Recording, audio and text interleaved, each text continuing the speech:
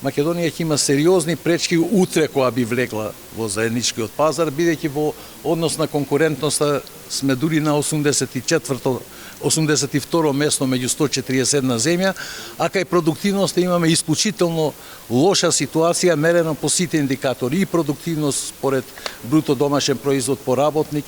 и продуктивност според новокреирана додатна вредност по работник и кај вкупната факторска продуктивност. Тука заостанувањето е меѓу 2,5 и 4 пати, пазете, во однос на европскиот просек, да не зборувам во однос на високо развиените земји. Според економската наука и досегашната практика, земјите од Централна и Источна Европа кои влегува во Европска Унија,